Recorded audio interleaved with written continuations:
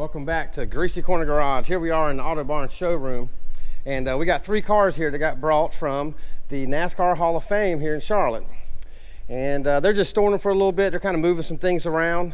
You know, this right here, you know, is Foxbody Week, Foxtoberfest 2025 right here at the Speedway, Charlotte Motor Speedway. And this is a Foxbody. So this is back when they actually took stock cars. Look at that big old Cleveland. So when they took stock cars, you can see it. See that floor plan right there? That's stock floor. Oh, camera went a little crazy. That's stock floor pan. Look how much smaller that car is. I don't know if that video does much justice, but look how big these Thunderbirds were compared. So these are all 1992. This is Bill Elliott.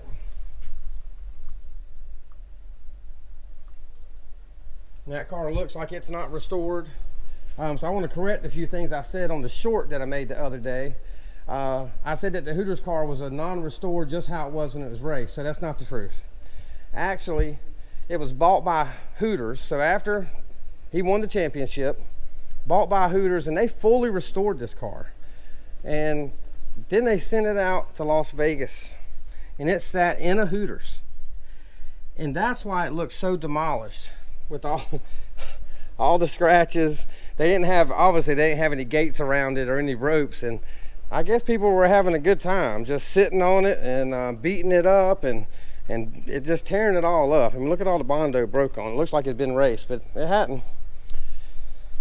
So, but these cars are pretty significant for Ford. I wanted to read a little bit about it.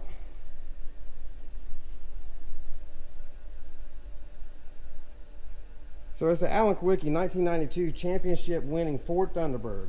The Hooters sponsor it is called the Underbird. Kulwicki was an owner driver who won the 1992 NASCAR Winston Championship at the Hooters 500 in Atlanta, November 15th, 1992. He finished second in the race, but led one more lap than his rival, and earned the extra bonus points needed to clinch the championship title. That season, this car are central to one of NASCAR's most storied finales. That's what it said. I thought I said that wrong. But yeah, they call it the Underbird because he owned the car. He sold, this is 008. He sold 007 to build 008. And he was a master fabricator. He did the wiring, the plumbing, and he drove the car and then took it to the winner's circle. But what's neat, I think that why the Hall of Fame had this car right beside it, is this is the car that won that race. And I'm not sure if this is the identical car, but it was one of these cars. It was a Bill Elliott car. It was definitely a number 11, a Bud car. That was the one that was in front. And so he's the one that won the race, but didn't win the championship. And I can't remember, there was no significant car, was the third one. I didn't look up all that, but anyway. These things are gonna be stored here for a little bit. So if anybody wants to come by the Autobarn, y'all come on by, check this out. Another thing to add is I want to think that this Ricky Rudd car was a road course car. And the reason I think that is, and y'all correct me in the comments if not, if I'm wrong, but there's 2 different coolers back here. And you can see where they got fans. They hand fabricated these cages. And, you know, and on top of that, look how big the fender flares are. Look how big they are.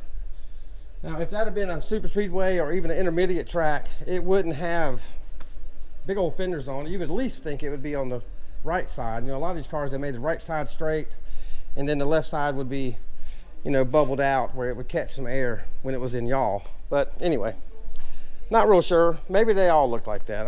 I need to research that, and y'all can correct me. Hey, I'm always willing to learn. This car, I'm not sure if it's a super speedway car. It's got too many openings in the front. But maybe they ran that at Atlanta. I'm not real sure. You can see where this one's been closed off a little bit. They got the side ones closed off, so we know that the 008 car was at Atlanta, and that's an intermediate track. So it's going to have some super speedway, you know, things done to it. Like, there's the glass. Well, you know, it's plexiglass. But there's the glass for this side where it is more aerodynamic. So we know that this car was on an intermediate to super speedway, but like I say, Alan Quickie didn't own a bunch of cars. He had one car. So he would change that car depending on what track he went to. And that's why they call him the Underbird. They took out the T and the H because he ran against all the big boys and won.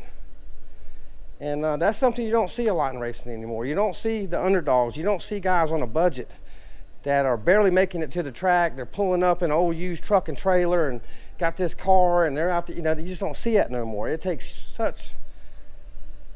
big money to compete and to be fast, and all the cheap teams, they're just doing starting parks.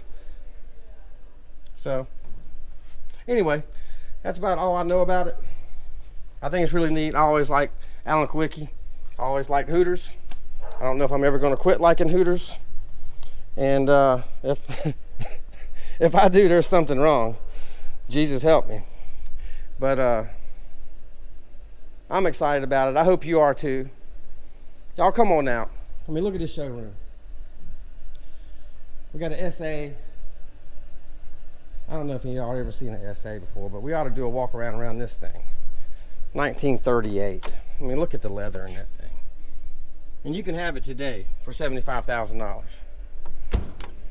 It is a really cool car. So this is what Churchill would have been riding around in with his big Churchill stogie back around World War II, right at the end.